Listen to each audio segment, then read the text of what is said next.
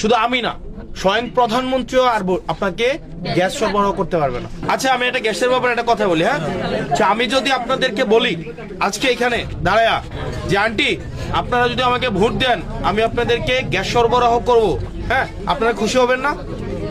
Vote দিবেন না? না ধরেন এটা খুশি হবেন কিনা আন্টি? আগো খুশি হবেন নি? এটা কইলে তো খুশি হইবেন নাকি খুশি হবেন না? এবার শোনেন, আমি মিথ্যা কথা বলে আপনার কাছে ভোট চাইলাম, ভোট দিলেন, আপনি 6 মাস পরে দেখলেন গ্যাস আসতো না, যতবারই রানতে যাবেন ততবারই আমার গালাগালি করবেন যে কি যে কইছে কি ভোট দিব ইয়া গ্যাস বলে দিব, গালাগালি করবেন না? শোনেন, আমি আপনার কাছে মিথ্যা কথা বলে ভোট চেয়ে আমি আমার নিজের সন্তানকে আমার নিজেকে আমি গালি খাওয়াইতে চাই না। যেটা সত্য এবং যেটা বাস্তব সেটা আমি আপনাকে বলি। শুধু আমি না, স্বয়ং প্রধানমন্ত্রীও আর আপনাকে গ্যাস সরবরাহ করতে পারবে না।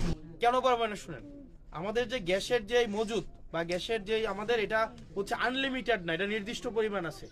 গ্যাস দিয়ে দুইটা কাজ করে, এটা আপনাদের জানা উচিত। কেউ যদি আইসা বলে সে মিথ্যা কথা বলবে। গ্যাস দিয়ে হচ্ছে সার বানায়, খেতে যে সার দেয় না ওই সার বানায়, আর গ্যাস দিয়ে হচ্ছে আপনার ইলেকট্রিসিটি বানায়, কারেন্ট বানায়। এখন গ্যাস দিয়ে এই দুইটা বানানো আমাদের বেশি দরকার। গ্যাস দিয়ে যদি আপনি রান্না করে শেষ করে ফেলেন এটা আসলে সরকারের কোনো কামে লাগে না। এই কারণে সরকার দেখবেন গ্যাস যাদের গ্যাস আছে তাদেরকেও পুরো গ্যাস দেয় না। খোঁজ নিয়ে দেখেন দেবিদ্দার গ্যাস পাই কিনা ঠিকভাবে নাই।